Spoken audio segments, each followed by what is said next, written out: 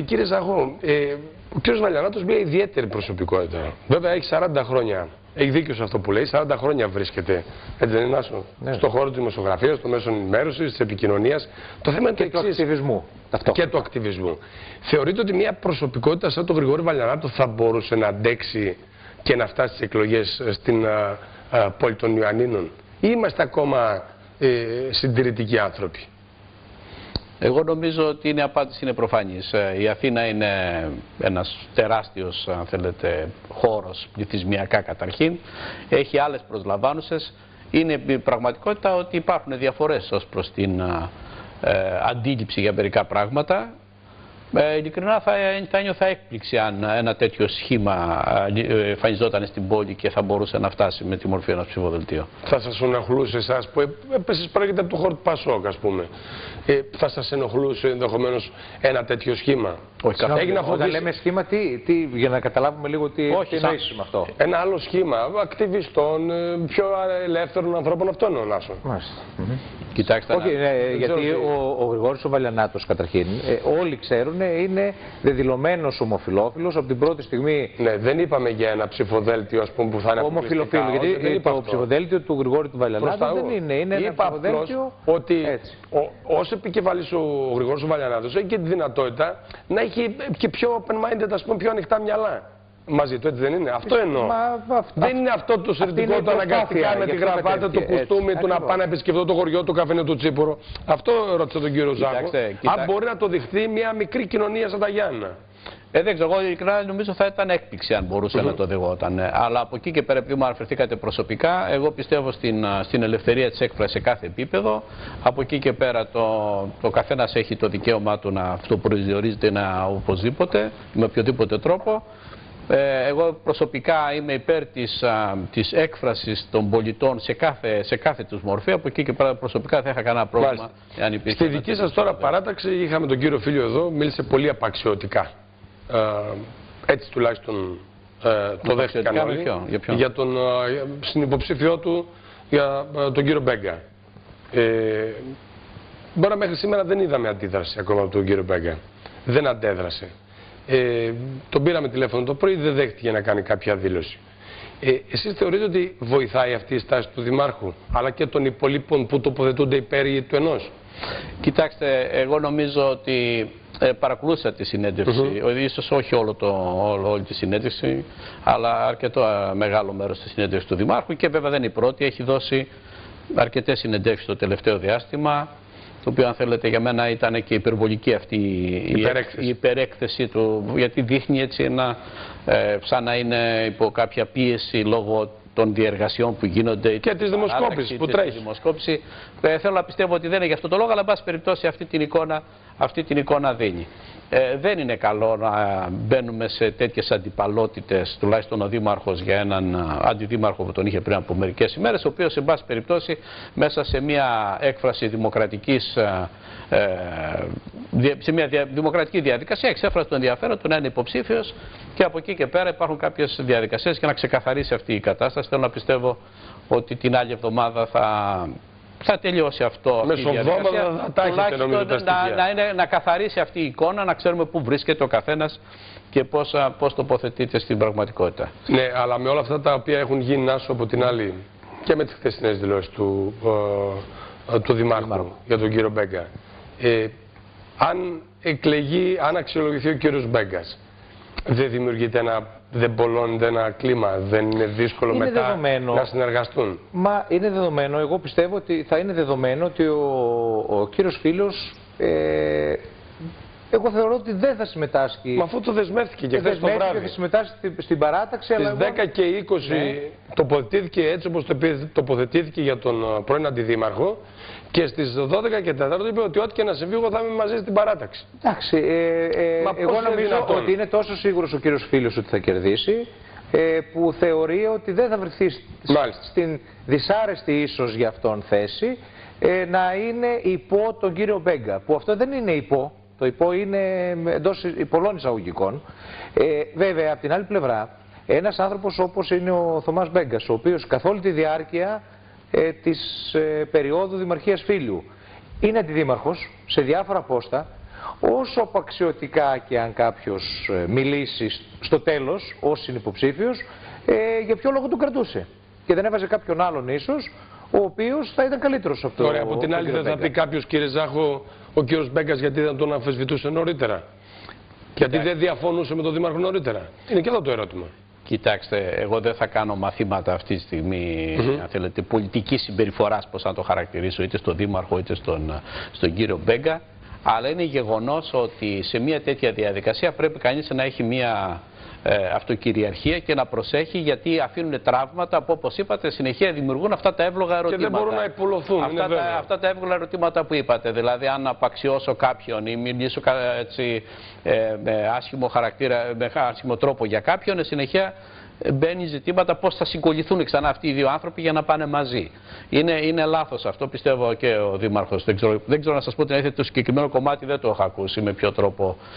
Το διάβασα σε εφημερίδες σήμερα σαν τοποθέτηση. Στο vimanews.gr που πέρασε. Εκείνο το οποίο έχει σημασία είναι ότι υπάρχει αυτή τη στιγμή μέσα στην κοινωνία ένα ζητούμενο που λέει ότι τα προβλήματα υπάρχουν, τα αναφέρατε από την αρχή και δεν είναι μόνο ζητήματα καθημερινότητας, είναι και σε πολλά άλλα επίπεδα. Πρέπει να τα δούμε αυτά τα μεγάλα ζητήματα της πόλης και να δούμε την ανάπτυξη της πόλης. Πώς αυτή η πόλη θα μπορέσει να δημιουργήσει διαδικασίες συνεργασίας, σύμπνοιας. Εγώ να σας πω την αλήθεια, κύριε Κυρίτσου, και με την εμπειρία την οποία είχα όλα αυτά τα 3 χρόνια ως πρόεδρος Δημοτικής Κοινότητας και ως μέλος στο Δημοτικό Συμβούλιο.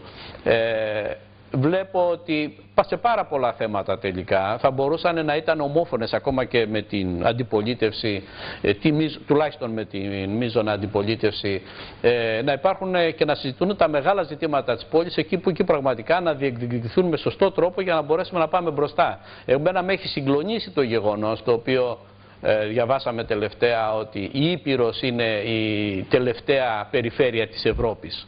Αυτό μένα πραγματικά νομίζω ότι θα έπρεπε να ήταν το σημείο εχμής για όλους μας, όπου και αν βρισκόμαστε. Από την άλλη όμως, ένα παλιό εμπορικό κέντρο, το οποίο ήταν από το Τζαμί και περνούσε όλη την κάλπα Α Φεβρουαρίου, σωστά, το παλιό εμπορικό κέντρο της πόλης των Ιωαννίνων, ήταν το παλιό Δημαρχείο λίγο πιο πάνω.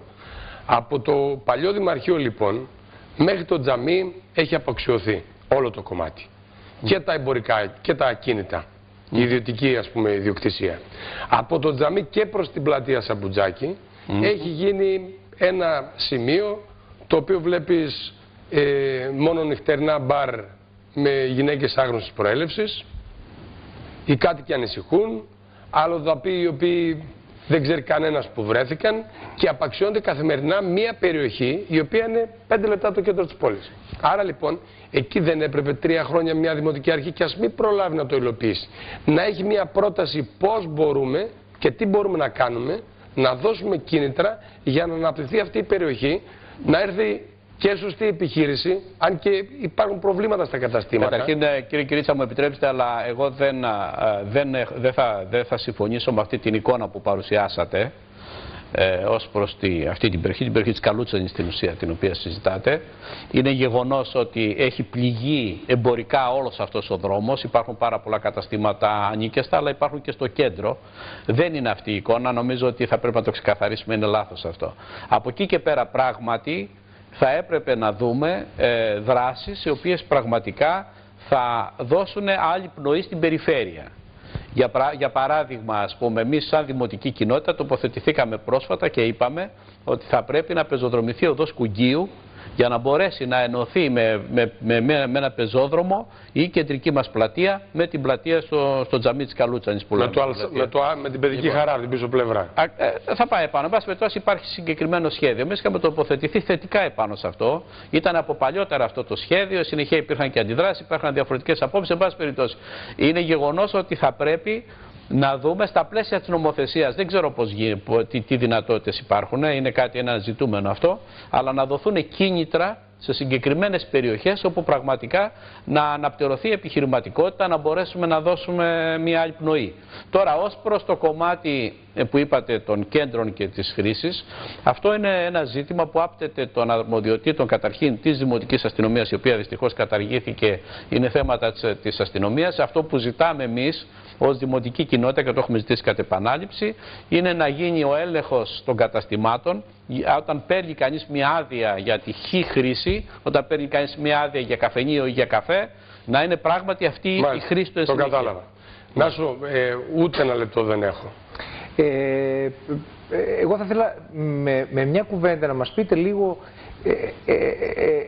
πώς εσείς θα βλέπατε το ρόλο της δημοτικής κοινότητας, της οποίας προεδρεύετε. Μπορεί να έχει ουσιαστικό ρόλο ή εκ των πραγμάτων, εκ του νόμου, εκ των διαδικασιών είναι τελείως, πώς το πούμε έτσι, συμβουλευτικός ο ρόλος. Ναι, μπορεί να πάρει κάποιες αρμοδιότητες στην πράξη. Σύντομα. Κοιτάξτε, εμείς έχουμε όλοι οι πρόεδροι των Δημοτικών Κοινοτήτων Ελλάδος, έχουμε κάνει την Ένωση Προέδρων Δημοτικών Κοινοτήτων, στο οποίο μάλιστα είμαι μέλος του πρώτου Διοικητικού Συμβουλίου.